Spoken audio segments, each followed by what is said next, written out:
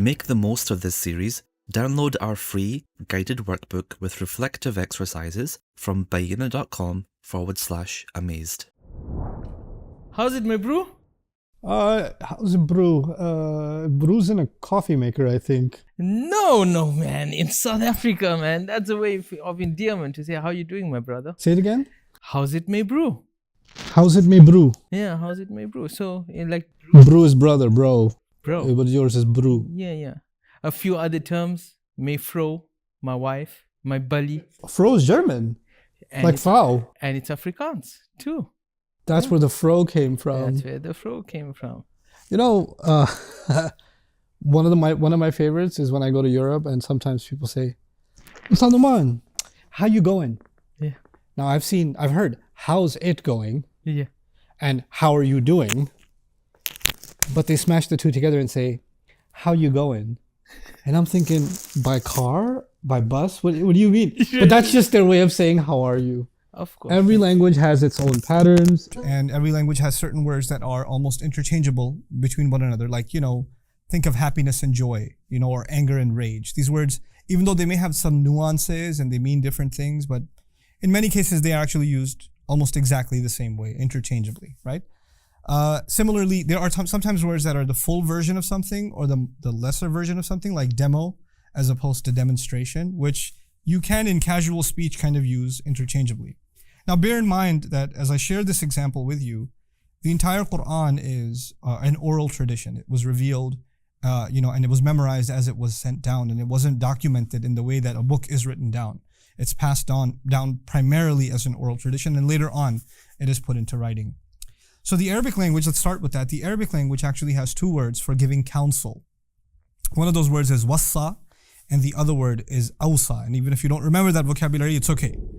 Wassa is used in Arabic when you give counsel that is of a spiritual nature, or that when you give it over and over again. So basically, actually in Arabic, the only nuance to wassa is counsel that is given over and over again, as opposed to that awsa is actually counsel that's given one time. So I'll repeat that again.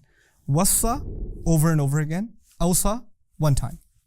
Remarkably, in the Quran, counsel is talked about several times. And if you take tally of all those times, like Baqarah and Shura, Surah Shura, Nisa, Maryam, all these different places where counsel is talked about using this language, every time Allah talks about spiritual counsel, counsel to do good, counsel to worship Allah, counsel to pray, this kind of counsel, he'll use wassa, which is actually the word used for over and over again. And every time counsel is of a financial matter, like, inheritance is also kind of the deceased left some counsel about how the money should be distributed, He uses awsa. So for financial or, inheritance type matters, awsa, kind of leaving a will, leaving counsel behind, leaving advice behind, instruction behind, awsa. And spiritual matters, wassa, which is beautiful. Because Allah is saying, think about it. How many times is inheritance going to be distributed? One time. It's a one-time thing. So awsa is a better word to capture the one-time nature of that kind of, distribution of will, that kind of counsel. However, spiritual counsel, be mindful of Allah, be truthful, be kind, pray. This is not the kind of counsel you give somebody once. You have to give it over and over and over again. That's the nature of spiritual counsel. It must be repeated. So he beautifully uses every single time the word wassa. Now think about that. In the Arabic language, wassa and awsa are interchangeable with a subtlety. One is repeated, the other is not. But the Quran is very precise about where it uses each one, with one amazing exception.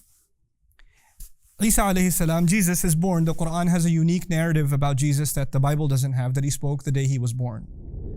And part of his speech is wa awsani bis salati wa zakati ma dumtu hayya. He counseled me to pray and to charity so long as I'm alive.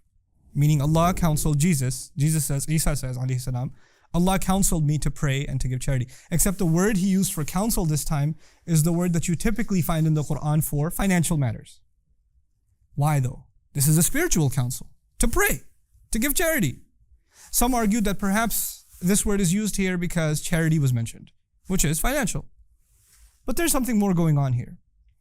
Remember in the beginning of this elaborate explanation, I told you that awsa is for one time and wassa is over and over again.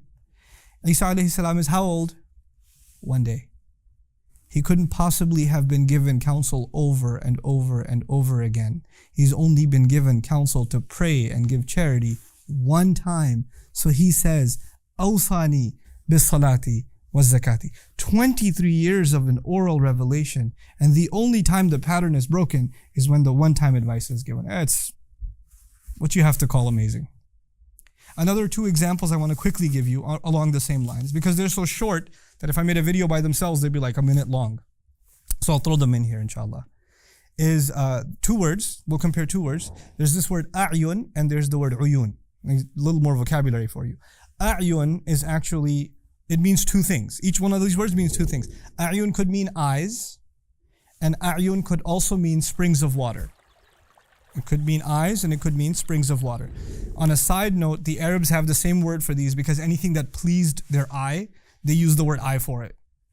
So waterfalls are called eye too because it pleases their eye. But regardless, a'yun could mean eyes and it could also mean springs of water. Another word, uyun, could also mean either one of these things. It could mean eyes and it could also mean springs of water. But the Quran has a particular signature.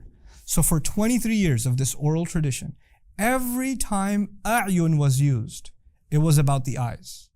And every time uyun was used, it was about the springs of water. Even though in Arabic, both of those could carry both meanings, the Quran decided that it's going to have a signature where a'yun consistently will be talking about eyes and uyun consistently is going to be talking about springs of water. That kind of consistency in oral speech is impossible to keep up with. It's just impossible to keep up with.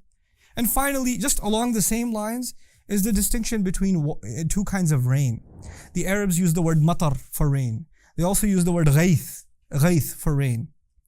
And interestingly enough, in the Quran, matar, every time a rain is kind of like a flood kind of a rain or a punishment is raining from the sky, matar. And every time rain has something good in it, something that produces life and gives vegetation, ghayth.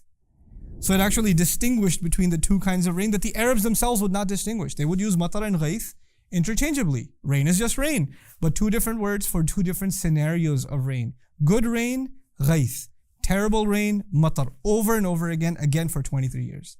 The point of this short session was to illustrate to you how the Quran, when it picks a word, and it sticks with it, and it creates a pattern using that word, it actually creates a literary signature for that word. And these are the kinds of things, inshallah ta'ala, over the course of this series that I hope to elaborate before you more and more and more. May Allah give us a genuine appreciation of His beautiful word. Barakallahu li wa lakum. Assalamu alaikum wa rahmatullahi wa barakatuh. See you next time. So much of the work on the Quran has been completed on Bayyinah TV. I want you to enjoy systematically studying the Quran from the beginning all the way to the end, in brief and then in great detail. And to do that, I'd like for you to sign up on BayyinahTV.com. And once you appreciate what's going on in Bayyinah TV, I want you to become an ambassador for it and share that subscription with friends and family and give it as a gift also. Thank you.